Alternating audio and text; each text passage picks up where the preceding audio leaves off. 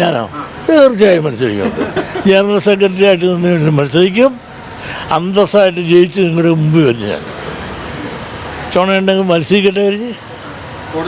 അവർ ജനകോടതി വരുന്നില്ലല്ലോ, കോടതിയിലല്ലേ കയറുന്നത്. ധൈര്യമുണ്ടെങ്കിൽ ജനകോടതി വാ. ജനകോടതി വരാൻ എന്താ അവർക്ക് മടി? നിങ്ങൾ നാല് വെറുതെ ചെറിയൊരു സാങ്കേതിക തടസ്സമായി ഇപ്പോൾ പറഞ്ഞ് ഉന്നയിച്ചത്. പുതിയ ആളുകൾക്ക് നോമിനേഷൻ കൊടുക്കാൻ ഒക്കുന്നില്ല എന്ന ഒറ്റ തർക്കമല്ലേ ഉള്ളൂ.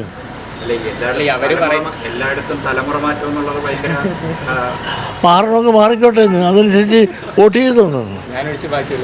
അല്ലല്ല, ഞാൻ ഏതായാലും നിൽക്കാൻ തീരുമാനിച്ചിട്ടുണ്ട്.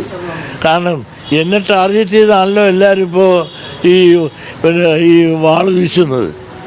അത് ജനങ്ങളുടെ മുമ്പ് വരട്ടെ, എന്നെപ്പറ്റി ഞങ്ങളുടെ അഭിപ്രായം പറയട്ടെ. ബാക്കിയുള്ളവർ മാറുക പ്രൊഫഷനകത്ത് മാറ്റപ്പെടുകയൊക്കെ വരട്ടെ. ഞാൻ ഏതായാലും മാറാൻ ഉദ്ദേശിച്ചിട്ടില്ല.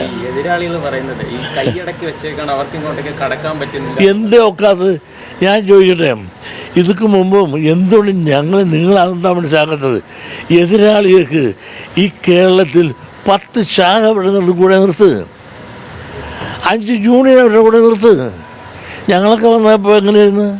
കേരളത്തിൽ 35 യൂണിയനെ കൂടെ നിർത്തിക്കൊണ്ടാണ് ഞാൻ തിരഞ്ഞെടുപ്പ് വന്നത്. ഇവർക്ക് ഞങ്ങൾ 140 യൂണിയനുണ്ടല്ല, 10 യൂണിയനെ കൂടെ നിർത്ത്.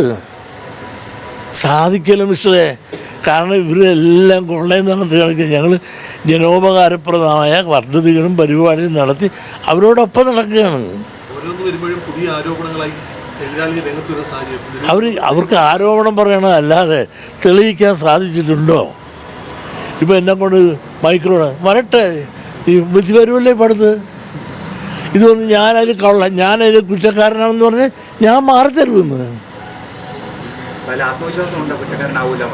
കാരണം എനിക്കറിയില്ല ഞാൻ തൊട്ടിട്ട് പണത്തെ.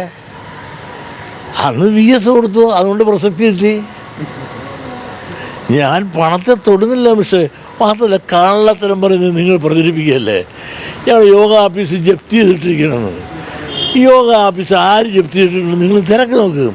ജപ്തി ചെയ്തിട്ടുണ്ടെങ്കിൽ ഞങ്ങൾക്ക് ഇവിടെ കയറാനൊക്കുമോ? ഇങ്ങനെ കല്ല് വെച്ച പച്ചക്കള്ളം ദിവസം പടച്ചിറക്കുക, അത് നിങ്ങളെല്ലാം പ്രസിദ്ധീകരിക്കുക, നവമാധ്യമങ്ങളിൽ പ്രസിദ്ധീകരിക്കുക. ഞങ്ങളാരും മിണ്ടാതിരിക്കുക. കാരണം ഇത് പറയുന്നതിന് മറുപടി പറഞ്ഞ് അവർ പ്രസക്തരാക്കണത് ഞങ്ങളെന്തിനാ? നമ്മുടെ വാക്കുകൾക്ക് എന്നും സമൂഹം ഒരു വില കൽപ്പിക്കുന്നുണ്ട്. ഇപ്പോൾ ഈ അയ്യപ്പ സംഗമം തന്നെ അന്ന് നമ്മൾ പ്രസംഗിച്ചപ്പോഴാണ് അത് കൂടുതൽ പ്രാധാന്യം കിട്ടിയത്. പക്ഷേ ഇപ്പോൾ വലിയ വിവാദമായിരിക്കുകയാണ്. അല്ല, ഞാൻ അന്നത്തെ നിലയിൽ തന്നെ ഇപ്പോഴും നിൽക്കുന്നു. കാരണം സ്ത്രീ പ്രവേശനം പാടില്ല. അന്ന് വിധി വന്നപ്പോഴേ ഞാനെന്താ പറഞ്ഞത്? നിരാശാജനകമാണ്.